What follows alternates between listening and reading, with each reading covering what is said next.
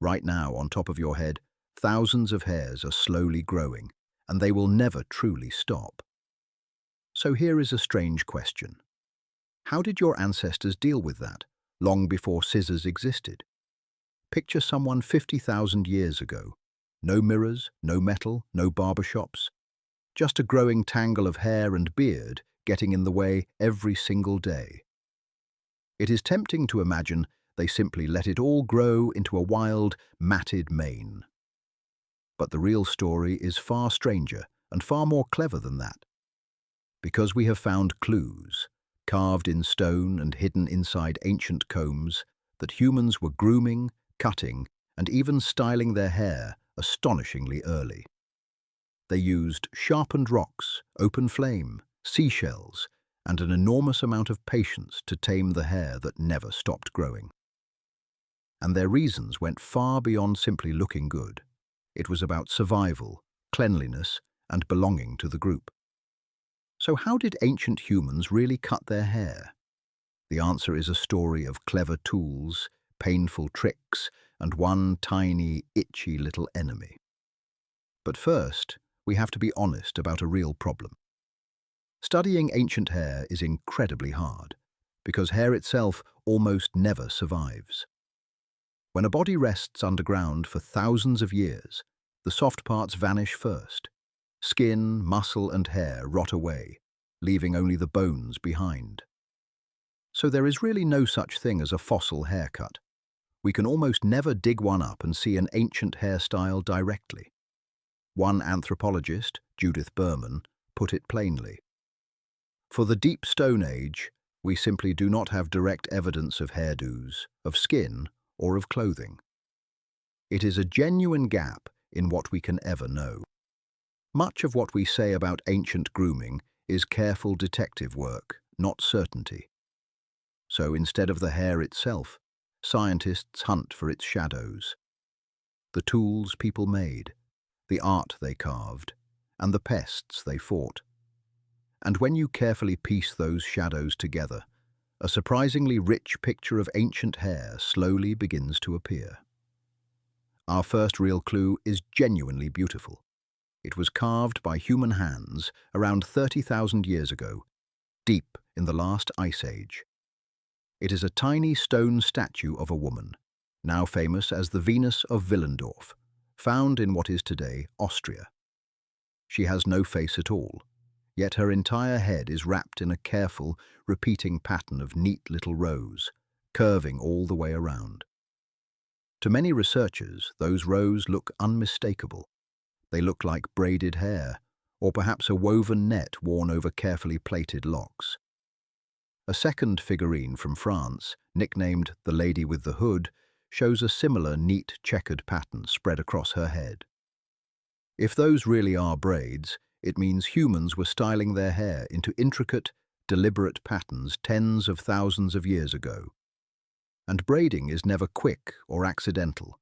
It takes time, real skill, and someone else's patient hands. It is a deeply social act, but scientists stay careful. We cannot be sure these carvings show hair rather than a cap or a net. The little stone keeps its secret. Now for the biggest question of all. If they were styling their hair, how on earth were they cutting it without a single blade of metal? The answer was already right there in their hands. Long before metal, humans were master tool makers, and their favorite material was stone. By carefully striking rocks like flint and volcanic obsidian, they could flake off edges thinner and sharper than a modern steel razor. Obsidian is natural volcanic glass. A fresh obsidian edge is so incredibly fine that it is still used today in some delicate surgery. And modern experiments confirm it. A skilled hand really can use a sharp stone flake to trim and even to shave human hair. So the tools were clearly capable. A sharp sliver of stone could crop a beard or cut a long tangle down to a manageable length. But here is where good scientists gently pump the brakes. Simply owning a sharp tool does not prove they actually used it for haircuts. The famous image of a caveman shaving with obsidian is, honestly, more of an educated guess than a proven fact. The blades survive, the haircuts do not. And sharp stone was only one method. Ancient people were wonderfully resourceful, and some of their other tricks make your eyes water just to imagine. Take fire. A steady, careful person could singe the very ends of their hair or beard, burning it back a tiny bit at a time near a gentle flame. It sounds reckless, but a slow, controlled burn can trim hair surprisingly evenly. Some barbers still do exactly this as a party trick today. Then there was plucking. For stray hairs, people used simple pinching tools. Even a pair of shells snapped shut like a tiny set of tweezers. Much later, one traveler described meeting a whole tribe who plucked out their beards, one painful hair at a time, using little tongs. Seashells, sharp flint, volcanic glass, and open fire. Long before a single drop of metal was ever poured, humans already had a full toolkit for taming their hair. So the real mystery was never whether they could cut their hair. Clearly, with patience and a sharp edge, they absolutely could. Which leaves a far deeper question. If these little mysteries hiding inside everyday life quietly delight you, tap subscribe. Curio uncovers a fresh one every single day.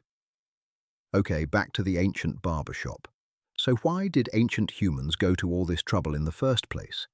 A huge part of the answer is tiny, itchy, and absolutely everywhere. Lice. For almost all of human history, head lice were a constant, miserable companion. Long, unwashed hair was the perfect warm place for them to thrive. Cutting hair short, or keeping it clean and well-combed, was one of the only real ways to fight back against the endless itch. And this is where we find some of our very best evidence, because unlike fragile hair, combs survive beautifully across thousands of years. Archaeologists have dug up combs made of bone, of wood, and of ivory, and many of them are cleverly double-sided. One side has wide teeth for untangling knots. The other side has tight, fine teeth, packed close together to drag out lice and their eggs. We even know exactly what they were for. Onto one ancient ivory comb, someone scratched a tiny plea, begging it to clear the lice from their hair and beard. And when scientists placed these old combs under a microscope, they found the proof still trapped in the teeth. Tiny, ancient lice and their eggs. So for our ancestors, grooming was never just about beauty. It was a daily battle for comfort, for cleanliness, and for health. Then, a few thousand years ago, everything changed. Humans learned to work metal, and grooming suddenly took a giant leap forward. In ancient Egypt, archaeologists uncovered some of the earliest razors of all, blades of solid copper and even of gold, buried carefully in tombs. The Egyptians took this to an extreme. To them, body hair felt unclean, so many people shaved almost all of theirs completely off.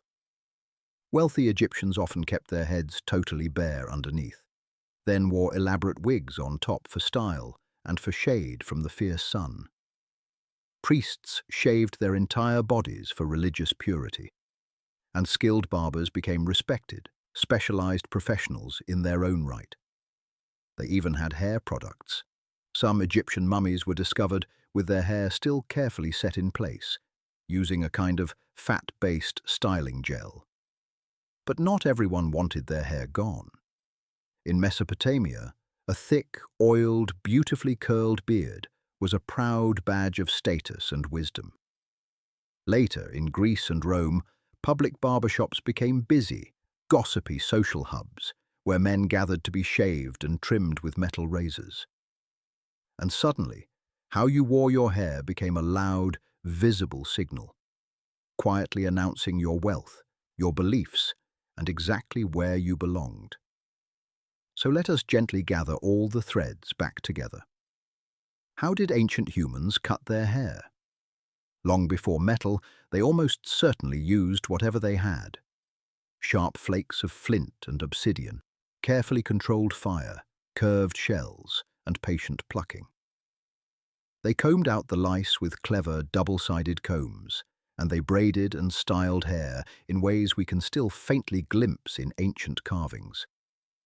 And once metal finally arrived, razors, shaved heads, wigs, and proud curled beards turned hair into a powerful badge of who you were.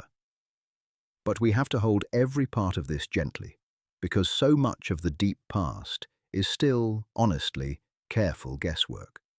Remember, the hair itself is long gone. We are reading the tools, the art, and even the lice, and then carefully imagining the rest.